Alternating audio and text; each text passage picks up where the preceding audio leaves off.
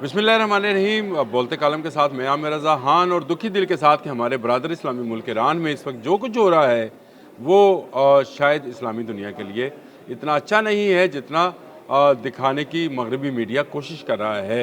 Iran में होने वाले जो फसादात हैं वो बहुत ज़्यादा फैल गए हैं और अब तेहरान पर भी जो है मुजाहिरीन और पुरतशद्दद हो गए हैं और इस्लामी जमहूरिया ईरान का झंडा उतार कर फाड़ दिया गया है। जी हाँ, वही झंडा जिस पर वो शेर के निशान वाला पहलवी निशान ख़त्म कर कर अल्लाह का निशान बनाया गया था, उस झंडे को ना सिर्फ उतारा गया और बल्कि उसकी बेहरमती भी की गई। तो ये किसी सूरत भी काबिल कबूल बात नहीं है किसी के लिए भी। ईरान में अगर महंगाई का मसला है तो ज़रूर एहतजाज होना चाहिए था, लेकिन इस एहतजाज के पीछे मुसाद और CIA किस हद तक इन्वॉल्व हैं इसके सबूत मिल गए हैं। जी हाँ, एक एजेंट पकड़ा गया है इन पुरतशद्दद मुजाहरों में जिसने इस बात का इतराफ़ किया है कि वो मुसाद के लिए काम करता है और उसने इन मुजाहरों को इन मुजाहिरीन को तशद्दुद पर उभारा।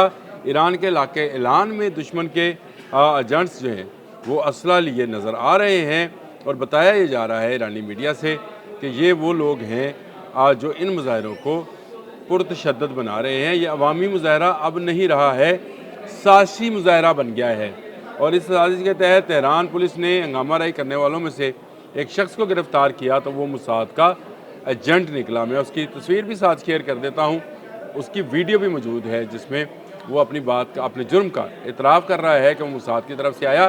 तो देखें, जो पहले दिन से जब ये मुजाहरे शुरू हुए थे, आज 14वां रोज़ है, पहले रोज़ मैंने ये कहा था कि इस मुजाहरे के पीछे इजराइल और अमेरिका हैं जो कि नहीं चाहते हैं कि ईरान दिफाई तौर पर मजबूत मुल्क बने। अब ऐसी अफवाहें फैलाई जा रही हैं, इसमें ना सिर्फ मगरबी मीडिया शामिल है बल्कि कुछ हमारा मशरक़ी मीडिया, आप समझ जाएं इस बात को कि कुछ अरबी ज़ुबान मीडिया जो है वो भी इस बात को प्रमोट कर रहा है कि शायद जो वहाँ के सुप्रीम लीडर हैं अली ख़ामनेई वो भागकर रशिया या मॉस्को में जाए पनाह ढूंढ रहे हैं। इसके साथ साथ दोनों तरफ से सोशल मीडिया वार भी जारी है, लेकिन ईरान से जो है ईरान से खबरें आने वाली खबरें जो हैं वो कुछ ज़्यादा अच्छी नहीं हैं।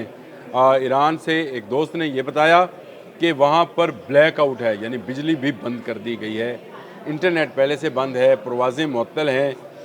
तमाम मुल्कों के सफारत खाने जो हैं वहाँ पर राब्ता नंबर्स दे दिए गए हैं कि वहाँ के रहने वाले लोग अगर ईरान में मौजूद हैं बशमूल पाकिस्तान तो वो सफारत खानों से राब्ते में रहें, क्योंकि तेहरान में भी हर गुज़रते लम्हे के साथ साथ ये मामला जो है मज़ीद कशीदा होते चले जा रहे हैं। इस वक्त 31 सूबों के 200 से ज़ायद मकामात पर मुजाहिरीन पीछे हटने को तैयार नहीं हैं और पुलिस इस पर गोली चलाने को तैयार नहीं है, क्योंकि ये उनके अपने लोग हैं। वो इस्लामी इनकलाब जो 1979 में आया था, इमाम ख़मीनी फ़्रांस से तेहरान में उतरे थे और वहाँ से रज़ा शाह पहलवी जो थे, जो कि पहलवी ख़ानदान के आखिरी बादशाह थे, वो फ़्लाइट करके अमेरिका चले गए थे। आज उनका बेटा अली रज़ा शाह पहलवी जो है वो इन मुजाहिरीन की पुश्त पनाही कर रहा है और उनको बकअप कर रहा है। ईरानी सुप्रीम कमांडर जो हैं अली ख़ामनेई, उनका बयान भी आ गया और उन्होंने कहा डोनाल्ड ट्रंप जो है इस सारे मामले को, डोनाल्ड ट्रंप और इजराइल जो है हवा दे रहे हैं और वो इस सारी साजिश के पीछे छुपे किरदार हैं।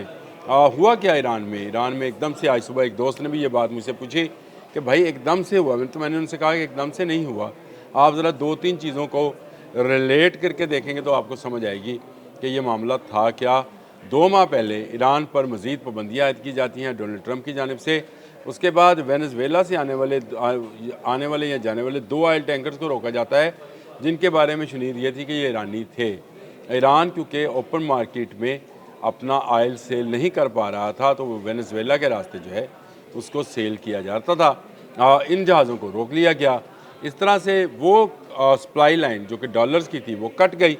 ईरानी जो करेंसी है वो बहुत हद तक डिवैल्यू, इतनी हद तक डिवैल्यू हो गई कि वहाँ पर शरह महंगाई 70% तक चली गई, यानी 70% लोगों की क़ुव्वत ख़रीद ख़त्म हो गई, खाने पीने की अशिया की किल्लत हो गई और बहुत सारे इलाकों में तो लोग एक एक डबल रोटी के लिए लाइनों में लग गए। ये वो हालात थे जो किसी बड़े इनकलाब का पेशीमा बन जाते हैं। लेकिन इसके लिए जो सर्कमस्टांसेस, जो हालात पैदा किए जा रहे थे, उसमें यूरोप और अमेरिका मिलकर काम कर रहे थे और उनके साथ ईरान के अंदर मौजूद लोग, अब समझ आए वो कौन लोग हैं।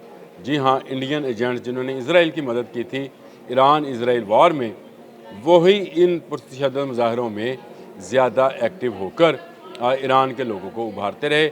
अब ये कहा जा रहा है, अब पूरी दुनिया से ये पैगामात आ रहे हैं कि ईरान में मुजाहिरीन पर तशद्दुद किया जा रहा है। ये नहीं दिखाया जा रहा कि मुजाहिरीन क्या तशद्दुद कर रहे हैं। वहाँ गाड़ियाँ जलाई जा रही हैं, गवर्नर हाउस को आग लगाई गई, जो सिविल सेक्रेटेरिएट है उसको आग लगाई गई, सरकारी अमारात में तोड़फोड़ की गई और ईरानी परचम को भी उतार कर उसकी बेहरमती यानी उसको फाड़ा गया। और इसके साथ साथ दुनिया भर में अब मुजाहरे शुरू करा दिए हैं रज़ा शाह पहलवी के हक़ में, उसकी झंडे उठाकर और उस पुराने ईरान के झंडे उठाकर और बादशाह की तस्वीरें उठाकर ईरानी जो हैं गलियों में यूरोपीय लिबास पहने हुए नाचते गाते नज़र आते हैं कि उनके ख़्याल में वो इस्लामी इनकलाब जो 1979 में आया था और उसके बाद उनको मुल्क से फ़रार होना पड़ा था, उसका ख़ात्मा हो गया है। पासदारान इस्लाम ने क्योंकि ज़्यादा सख्ती की थी और ये कहा था कि वो इस्लामी लिबास या लिबास ओढ़े मतलब पहने, अबाया और जो मर्द हज़रात हैं वो अपने सतर के हवाले से जो है वो वैसा लिबास पहने जैसा है। इसके ख़िलाफ़ जो है ये मूवमेंट यूरोपीय ममालिक और अमेरिका में चलती रही है और ईरान की मौजूदा गवर्नमेंट के ख़िलाफ़ मुजाहरे होते रहे हैं। लेकिन अब ईरान के अंदर महंगाई के मज़ारों को बुनियाद बनाकर अब तक 50 से ज़ायद अफराद जो हैं वो मारे जा चुके हैं, जिनमें 10 के करीब जो हैं पुलिस एहलकार शामिल हैं, 5 बच्चे भी शामिल हैं जो गोली का निशाना बने। गोली किस तरफ से आई, क्या पुलिस की तरफ से आई या मुजाहिरीन की तरफ से, इसकी कोई वजाहत नहीं है। जब पुरतशद्दुद मुजाहरे कराए जाते हैं तो मुजाहिरीन के अंदर से ही फायर चलते हैं। हमने तो अक्सर यही देखा है कि वो फायर इसलिए किया जाता है ताकि मुजाहिरों को पुरतशद्दुद बनाया जाए। अगर मुजाहिरे पुरतशद्दुद होंगे तो उसमें लाज़मी बात है जो नुकसान होगा वो हुकूमत का होगा। और आने वाले 48 घंटे बहुत अहम है ईरान के लिए। ईरान की हुकूमत का जो है इस वक्त कंट्रोल नहीं है। मुख्तलिफ़ शहरों में पुलिस एहलकार जो हैं वो ईरानी हुक्म मानने से, ईरानी गवर्नमेंट का हुक्म मानने से इनकारी हैं, क्योंकि वो ये समझते हैं कि ये जो लोग प्रोटेस्ट कर रहे हैं ये हक़ पर हैं। अगर ये मामलात हैं, जब सिक्योरिटी हाथ उठा ले, आपने तुर्की में देखा था कि तुर्की में जब इनकलाब आया था और तुर्की में गवर्नमेंट टॉपल की थी और तैयब अर्दवान वग़ैरह आए थे, तो उस वक्त भी तुर्किया की फ़ौज ने अवाम पर टैंक चढ़ाने से इनकार कर दिया था। कुछ ऐसा ही सूरत हाल जो है वो इस वक्त नज़र आती है। वहाँ पर ब्लैकआउट है, बिजली नहीं है, इंटरनेट बंद है, मीडिया को रोक दिया गया है ख़बरों की तशहीर से। जो मीडिया काम कर रहा है वहाँ से चोरी छुपी जो है किसी न किसी तरीके से, किसी के पास सेटेलाइट फ़ोन है तो वो इसको इस्तेमाल कर रहा है। वैसे वहाँ फ़ोन भी बंद है। मैंने आपको बताया कि एक दोस्त ने ये सारी सूरत हाल से आगाह किया था। मैंने कहा आपको आगाह करूँ कि ईरान में आने वाले 48 घंटे बहुत अहम हैं और वहाँ पर वो इनकलाब जो 1979 में आया था उसका काउंटर रेवोल्यूशन जो है वो ताकत में आ सकता है, यानी इक़्तिदार में आ सकता है। और अली रज़ा शाह पहलवी जो हैं, जो रज़ा शाह पहलवी के बेटे थे, वो तेहरान में उतर कर बादशाहत का दोबारा से ऐलान कर सकते हैं। इंतज़ार कर रहे हैं। नई सूरत हाल जब भी कोई बनी आपके साथ दोबारा गुफ्तगू करूँगा। उस वक्त तक के लिए अल्लाह हाफ़िज़।